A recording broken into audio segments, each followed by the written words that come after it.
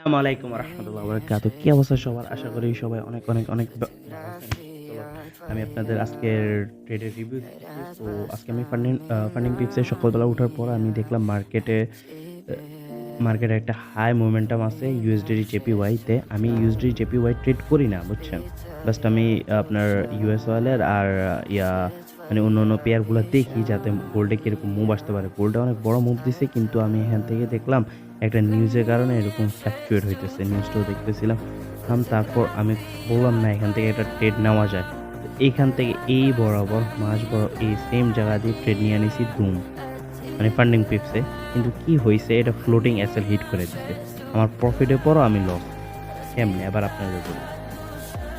এই দেখেন, first of all আমি যেখান থেকে ট্রেড নিয়েছিলাম এখান থেকে আমার মানে ম্যাক্স অ্যালোকেশন হচ্ছে $150 পর্যন্ত, আবার $158 পর্যন্ত লস দেখাইছে।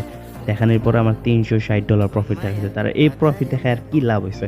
মানে আমার টিপিতে হিট করছে বাস ফ্লোটিং। আমি তো এসএল দিয়ে নেই, টিপিও দিই নেই। টিপি দিয়েছিলাম, এসএল দিয়ে নেই। দেখেন, জিরো জিরো জিরো, কি সুন্দর প্রফিট। এটা আমি $280 মতো বুক করতে পারতাম। ইনশাল্লাহ। লাইক ট্রেডিং ট্রেডিং ভাই, যারা বলে ইজি, অনেক হার্ড অনেক হার্ড। পাস করার পরে যে $30 দিয়ে গেছি ওইটাও গেছে গা, যে এত হোপ ছিল এটাও গেছে গা। আমি দেখলাম $140 পর্যন্ত গেছে। এখন ওরা বলতেছে $57। কেমনে কে আনলেন?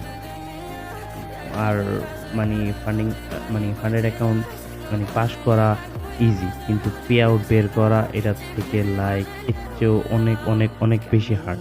দেখেন, এত কষ্ট করলাম, লাস্টে দিয়ে দেখেন মুভমেন্টটাও ধরতে পারছি, কিন্তু প্রফিটটা আমারে দিল না, খেলাধুলারা দিল না। এ কি একটা নিউজ দিতে পারে, ফ্লোটিং নিউজ, এটা নিউজ ওটা নিউজ। কি আর করা, আবার নতুন থেকে ট্রাই করতে হবে। আবার সমস্যা নাই, আমার 14টা আমার লাইক লুজিং স্ট্রিক এত ভয়ঙ্কর যে ফান্ডেড অ্যাকাউন্টে ট্রেড করতেছি ওইটা তো লস। 14টা এসে অলরেডি লস, মানে পুরো মাস, মানে এই লাস্ট 30 ডেজ মানে কি পরিমাণে লস খাইতেছি আমি। তাও এই আগের মতো যদি মাইন্ডসেট হতো আমার অ্যাকাউন্টে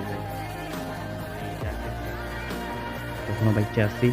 তো দেখা যাবে ইনশাআল্লাহ এটা কীভাবে রিকভার করি। ইনশাআল্লাহ দেখতে থাকেন, সমস্যা নেই। যেহেতু আমি যদি এই মনে করেন একদিন প্রফিটেবল হইতে পারি, তো আপনারা আমার দেখতে দেখতে প্রফিটেবল হইতে পারে। যদি আমি প্রফিটেবল না হইতে পারি তাহলে তো আমার মনে হয় না এই ট্রেডিং জগতে কেউ প্রফিটেবল হইতে পারে।